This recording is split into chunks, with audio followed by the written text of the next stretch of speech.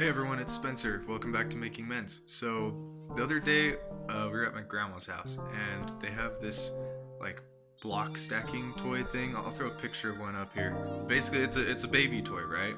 Occasionally, though, everyone else is kind of playing with it, and we've come up with this game with it. I don't know who started it. Basically, you have to move all of the discs. You take off the other two shapes off of two of the pegs. You have to move all of the discs from one peg to another peg.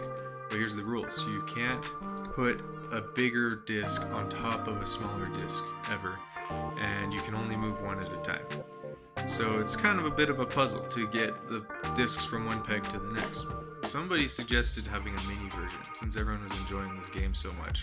So got thinking, I can 3D print a mini version. So that's exactly what I did.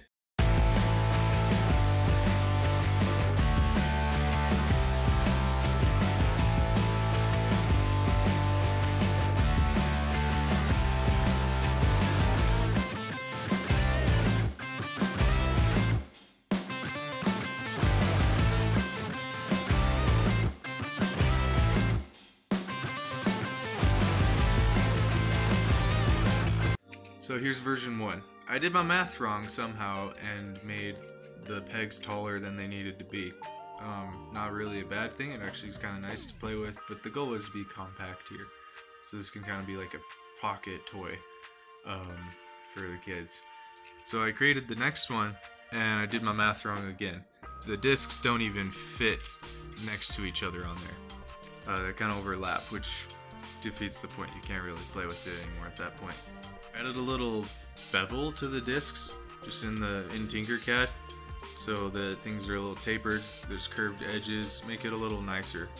But then I had to go back to the drawing board and figure out what I did wrong. So then I created this one. I made sure I got my math right this time. I made it so that the largest disc would fit perfectly next to the second largest disc, and then everything else is smaller than that, so it would all fit together.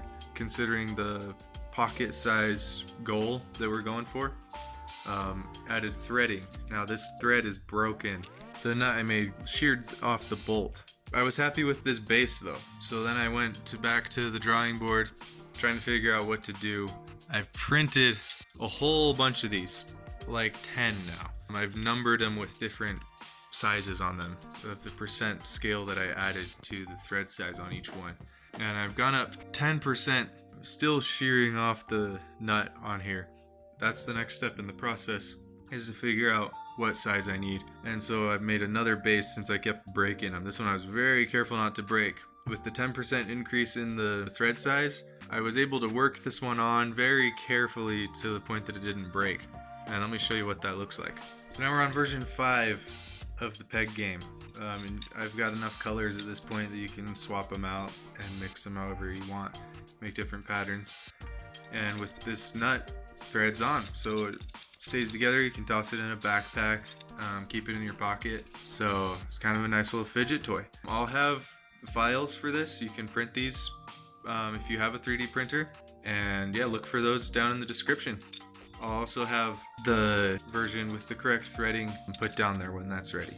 Thanks for watching. If you enjoyed this, you want to see more content like this, please subscribe. And if you found any value in this video, please make sure to leave a like as well. Thanks.